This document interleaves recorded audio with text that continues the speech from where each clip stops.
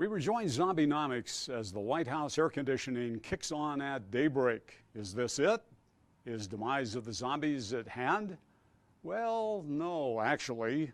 Suddenly, the president's porter reappears, gesturing urgently for Adam and Joan to follow to an obscure utility closet. You'll be safe here momentarily, but don't mess up again, Ms. Robinson, he cautions with recrimination. Remember, you were just overheard calling Mr. Trump Pres-Nothenberger. Is this how you want your White House stay to end, Ms. Robinson? Whatever, Robinson scoffs as the porter moves out of earshot. For all I care, she mutters, you could wake up dead just like me. Next, the zombies dive furiously into untangling what many Americans think about how the economy works versus how it actually works. Joan begins. Adam, I've been ruminating about your China comments. Please expand on context, or as you say, context. Next, the first economist pontificates, but here we call it soliloquy. Paraphrased, it runs like this. Smith was 4 years old at the time of Isaac Newton's death and grew up thinking him to be the greatest human ever to have lived. Fascinated particularly by the physical scientist's description of the orderly way the solar system behaves, Smith sought to discover similar principles of order through observing late 18th century commerce in his native Scotland. Professor Smith's specialty was moral philosophy, or ethics. He asked and sought answers to questions about right action. What should individuals do? Or at the macro level, what should entire societies do? Adam, do we really have time for this stuff? Robinson implores. Essential stuff, Smith mutters decisively. Next, Adam launches into how context shifted, beginning with serfs, transitioning out of feudalism to the time The Wealth of Nations was written, when market-based trade within large urban centers had replaced feudalism as commonplace. The evolution of context has a parallel in contemporary China. What happened in Europe over 3 centuries happened in China over little more than 3 decades. Of course, policy guidance by China's government and similar guidance within Europe's emerging democracies was quite different. Different especially at transition's end than at transition's beginning. For Europe, in the beginning, capitalism mostly was unsophisticated, community-oriented, bartered trade without much manufacturing and without the use of much money. Early narratives were of migration into the world of tedious, scantily paid factory work in the dark, satanic mills described by poet William Blake. There was no going back, of course. Once serfs gave up farms for urban factories, they were forever cut off from old networks of friends and family and tightly knit communities where near limitless farm production had been possible even during depressed conditions everywhere else. Then and there, unemployment was a virtually meaningless concept. Not so in modern urban capitalism, however, where unemployment can be profound, widespread, devastating.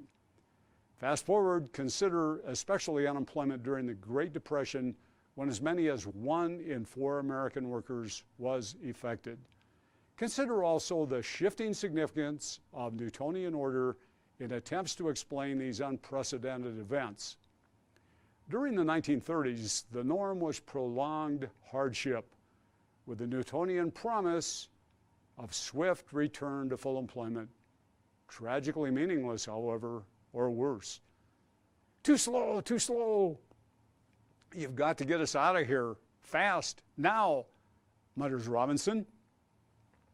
But what is Newton's actual relevance or irrelevance to all of this, Joan demands.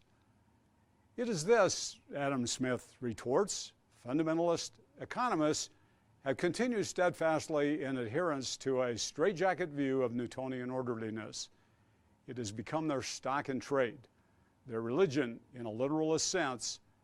But as real-world context has shifted and evolved, reinterpretation of Newton's contributions is imperative. Now, Newton should be viewed not literally but metaphorically.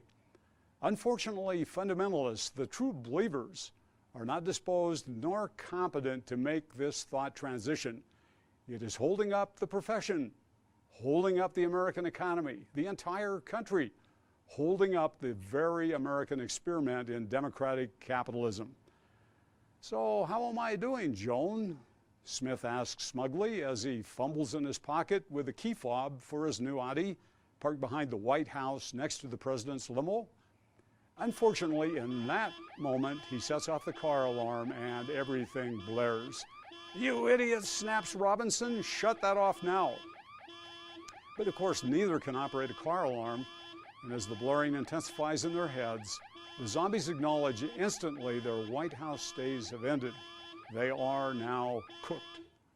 "Let's make a run for it," Smith gasps as the porter pounds on the locked door. "The president can't hear over the din," he yells. He can't get his morning fix of Fox and Friends, and he's freaking mad. What happens next is a blur. Our protagonists surge from the closet, then make a beeline for the Audi. Joan squills rubber as she commandeers the driver's seat with a carload of Secret Service agents in hot pursuit. As they speed down Constitution Avenue, ripping past a slower vehicle driven by a fundamentalist Christian, Adam fixates on the bumper sticker. In the Rapture, it says, "This car will be unmanned." "I wonder if we're about to be raptured," Adam Smith gasps. "Just shut up and hold on," Robinson commands, as a low-pitched vibration pulses through their vehicle. "Rats," gasped Robinson. "Trump has turned us over to zombie master control. We've had it now for sure." In the ensuing moment, the zombies are sucked out through the Audi's moonroof, even as Smith flips his wig, which lands in the gutter at the feet of a grateful tourist from, you guessed it, Scotland. Well, what now? The zombies aren't totally dead, so to speak. Next, we follow their antics at a new assignment as Joan, Adam, and Friends on Fox News. "Wait," Smith complains, "shouldn't that be Adam, Joan, and Friends?" Whatever. Try to imagine what comes next.